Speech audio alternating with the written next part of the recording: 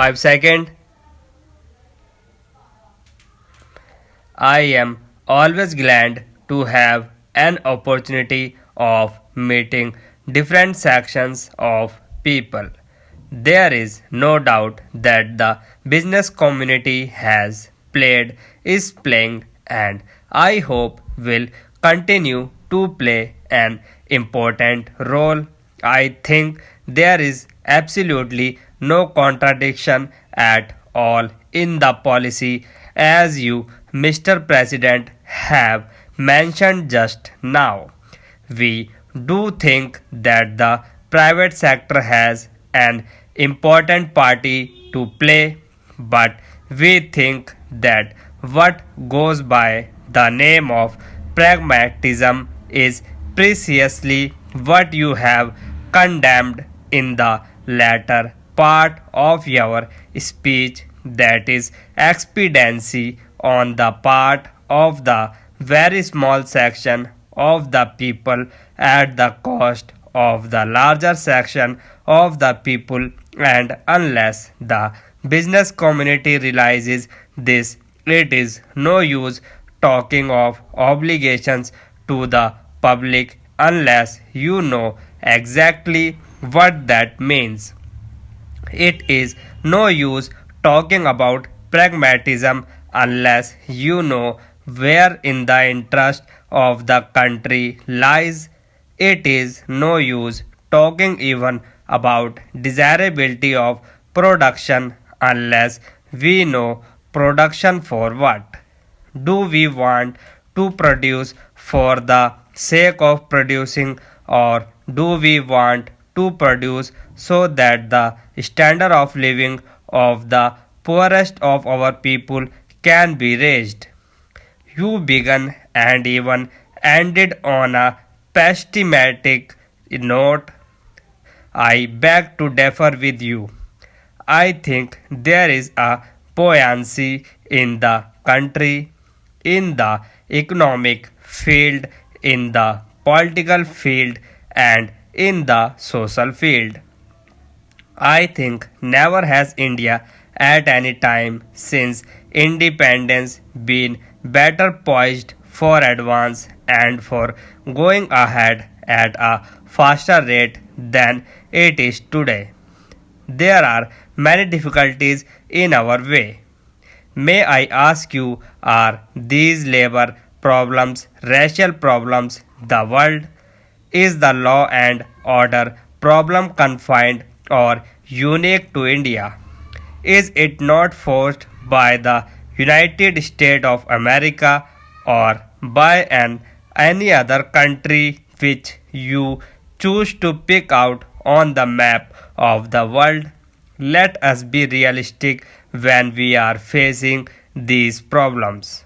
The business community has first of all to learn not to run down the nation. You have condemned for running down the private sector.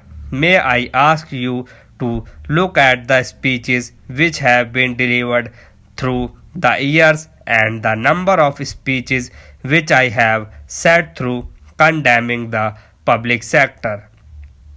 As you, Mr. President, have said in your address, there can be no economic progress in conditions of instability, uncertainty, and insecurity.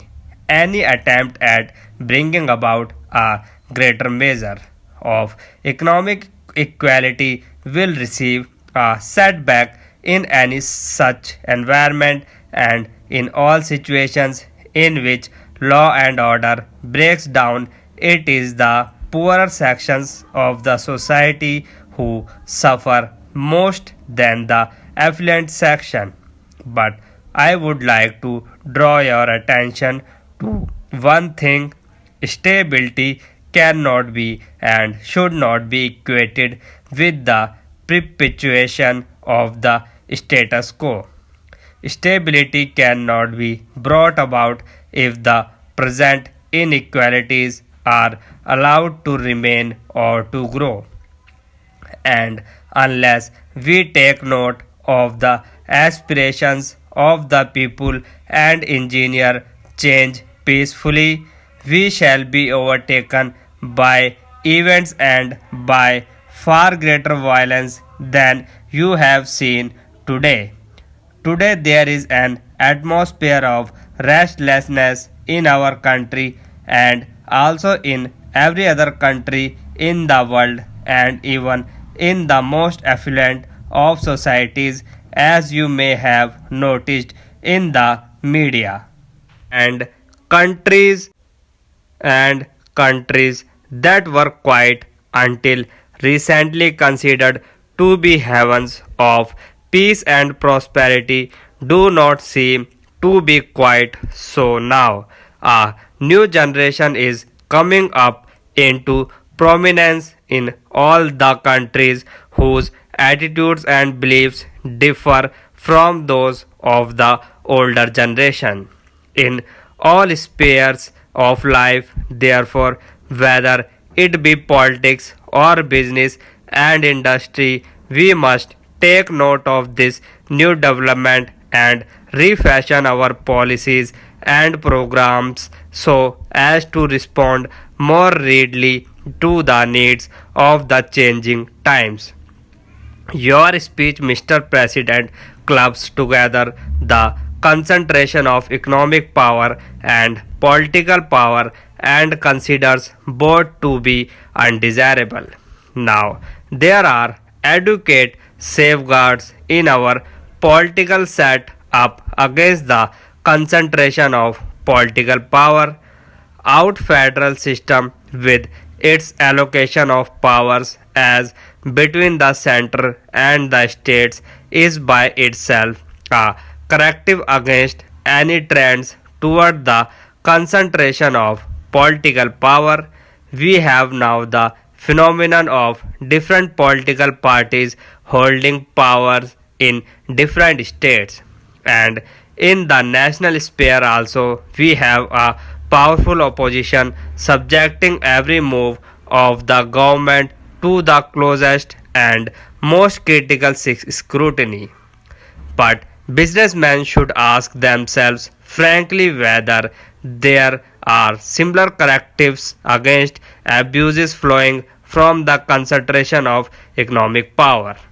What action has been taken in our country to build up active organizations of shareholders, consumers, and businessmen? In the absence of organizations of this nature exercising a countervailing influence against the concentration of economic power, government had to step in, whether it is the nationalization of banks or the monopolies legislation which is now of the anvil.